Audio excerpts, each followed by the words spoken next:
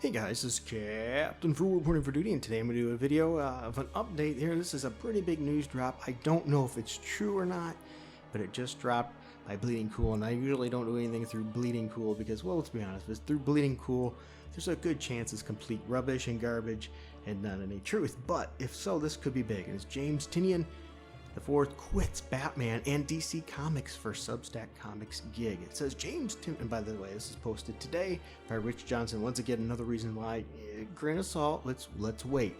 It says James Tynion has just announced that he's leaving Batman with issue 117 and the Joker with issue number 14. Now this is huge if you really think about it.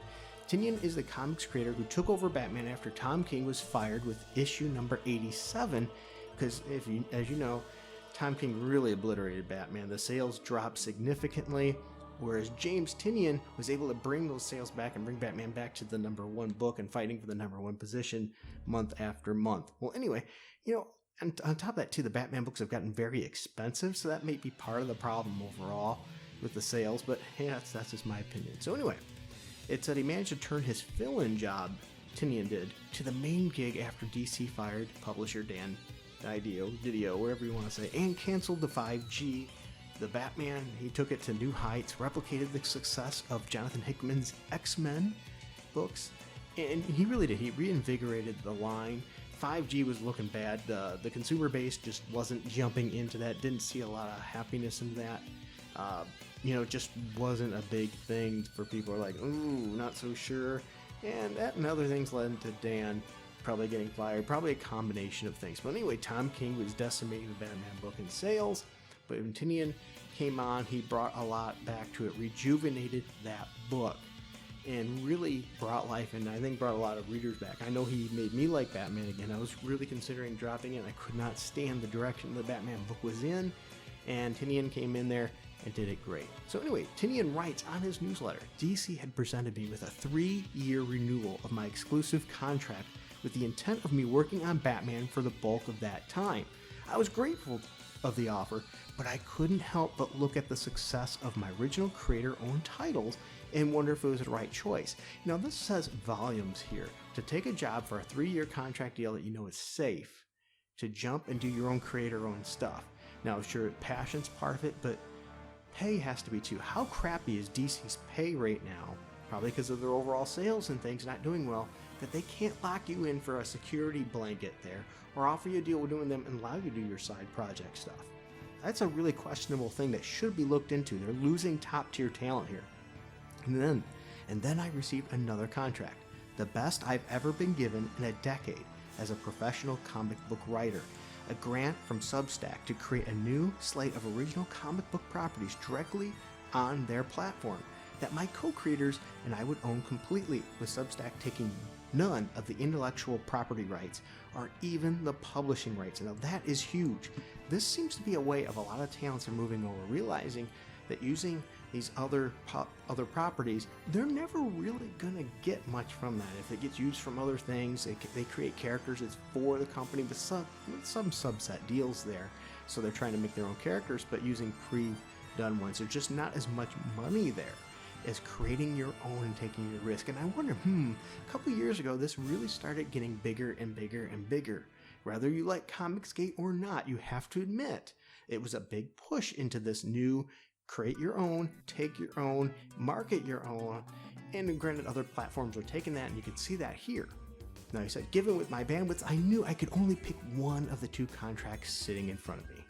He's not the only creator to take the Substack gig. Nick Spencer was the first prominent creator to do so, and he had to say goodbye to Spider-Man to do it. Now, yeah, maybe the first big one for Substack, but a lot of other prominent creators have started to, mosey onto other platforms and do it themselves, and this is big. And whether you like Nick Spencer or not, right? I loved his Superior Foes of Spider-Man. I hated his Captain America. His Spider-Man was interesting. And I mean that in a good way. I didn't love all of it, but there were certain elements I did like. Now it says too, and Tynion had to quit Batman. I mean, think about this. You quit a Batman writing gig. This is a pretty big leap. How bad was the offer of DC to not keep you writing Batman? I mean, really, a top tier book, and it was pretty much huge. It was the big seller for DC. This is huge. DC's going to have some big shoes to fill here. So he had to quit Batman. He goes, I'm going to be leaving Batman with issue 117 in November and the Joker with issue 14 next April, with no immediate plans to write any other superhero comics in the near future. Instead, I'm going to dedicate my whole brain to building a bunch of really cool stuff on my own terms without having to get permission from any publisher to make it. Now, this is huge. I think this is a big thing. You know, a big movement we're going to start seeing more of. And so DC, Marvel, things like that really got to step it up to maintain and keep this talent. James Tynion IV talks further about Substack deals, saying, when I got the Substack deal, my jaw pretty much fell out of my skull. I remember sending it to my lawyer asking if it could be real, because it was exactly the kind of offer I was dreaming would fall out of the sky and into my lap.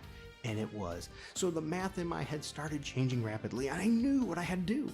For the last couple of decades, there's been a particular model to sustainable careers in comic book writing.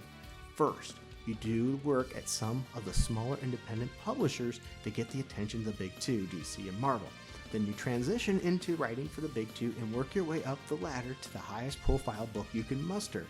And then you use your larger platform on your superhero work to draw folks back into your independent work, often using the money from those big superhero books to subsidize your own books before they turn a profit.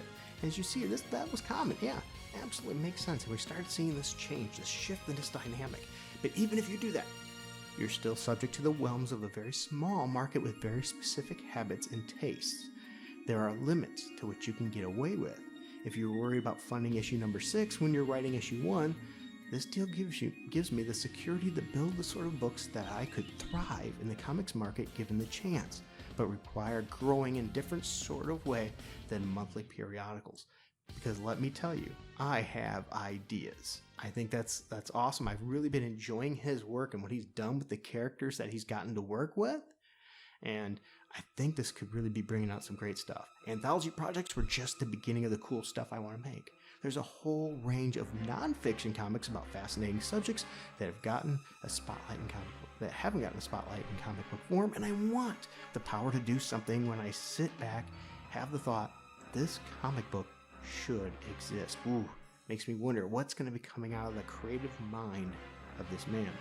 The white whale for me is being able to write a whole giant, ready for this, horror novel in comic book form without needing to worry about breaking it up to equally sized monthly chapters. I think that's going to be cool. I would really like to see, with some good art, what kind of direction he could take a hoarder book. I want to make weird standalone comic book novellas too, beyond what I'm capable of writing. In other words, stretching his limitations. I want to hire young actors, or young creators, I'm excited to help me develop some new projects outside of a system I've seen break as many creators as I've seen it make. Now, I want to make a point to that. I've seen break as many creators as I've seen it make. How bad is the industry when you get into the big two, the ones that you love, that it breaks you so bad you leave the industry or get broken because of it? That's some sad news. What is DC and Marvel doing wrong here? I want those creators to be able to come to me with a cool idea and see how I can help them make it reality. And that's good business. Good business is pulling people up, not pushing people down. When you go up, you take somebody up with you, where it seems like the current market is stab people in the back and walk over their dead bodies. We've seen that now with the backgrounds in the comics, the whisper networks and all that. They claim isn't real, but we know it is. We've seen receipts from a lot of that. It's who can you take down so you can take their place, rather than who can we build up so we can pull each other up together and help promote each other. That's the way it should be. Sadly, you don't see that even in indies that much. It seems like there's a lot too much fighting in every facet of comic books nowadays. Can't they just get together and create amazing things?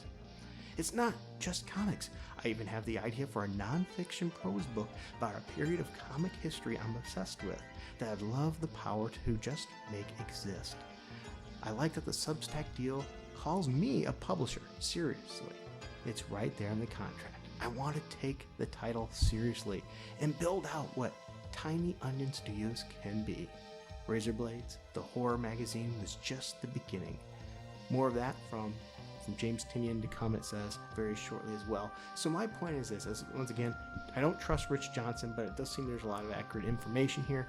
Where is James Tynion IV going next? What is his next move? And what will this mean for Batman and DC Comics? I have a great amount of fear because who can they put in to fill in this space and a good writer? I would love to see Chuck Dixon stepping back. And if you want somebody big that can write a great Batman book, or any of the Bat family, Chuck Dixon was amazing. I'd love to see that. It's going to take some big, talented, skillful people to fill in these shoes. But that's my views. Now, Rich, I'd love to hear what your thoughts are on this subject. Is this a death nail to DC? Or is this a good chance for a new opportunity? Maybe it is. Maybe I'm looking at it the wrong way.